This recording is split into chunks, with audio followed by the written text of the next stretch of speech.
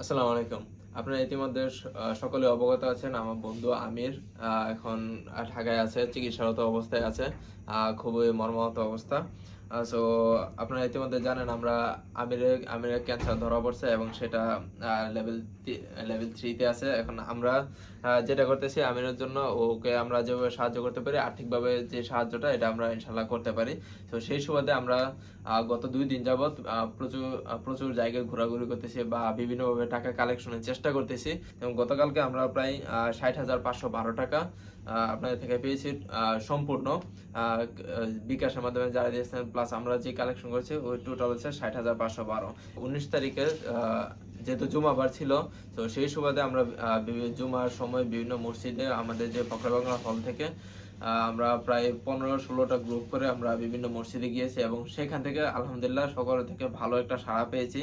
Plus আমরা গতকাল বিকালের দিকে আমরা বিভিন্ন ট্যুর স্পট, ব্রাউনবাড়িতে অন্তর্গত বিভিন্ন ট্যুর স্পট প্লাস মার্কেট, বিভিন্ন বাজার আমরা সকলে ছড়ায় ছিটা অনেকগুলো গ্রুপ করে আমরা চারিদিকে ছড়িয়ে গিয়েছি। প্লাস আপনাদের মাধ্যমে আমাদের বিকাশে যে অর্থ পেয়েছি সেই সম্পূর্ণটা যদি আমি একসাথে বলি ১,৭৩,৫০৬ টাকা। এই সম্পূর্ণটা আমরা এই পর্যন্ত হাতে পেয়েছি। সো টোটালটা যদি আমি বলি গত গত ২ দিনে আমরা পেয়েছি ২,৩৪,০৪৭ টাকা আমাদের এই পর্যন্ত হাতে পেয়েছি। তার মধ্যে থেকে আমিরের চিকিৎসা বাবদ প্রায় ৪২,০০০ টাকা মতন খরচ হয়েছে, আর বাকিটা ইনশাল্লাহ আলহামদুলিল্লাহ আমাদের কাছে এখনো আছে। সো আপনাদের থেকে আমরা খুব ভালো সাড়া পেয়েছি এবং আপনাদের কাছে একটা অনুরোধ রইল, আমাদের এই কার্যক্রমটা শুধু যে ১-২ দিনে সম্পূর্ণ হয়ে যাবে জিনিসটা এরকম না। আমাদের এটা চলমান থাকতে হবে, যেহেতু ক্যান্সার এটা খুবই ব্যয়বহুল একটি প্রক্রিয়া এবং এটা সমাধান খুবই জটিল এবং চলমান থাকতে হবে।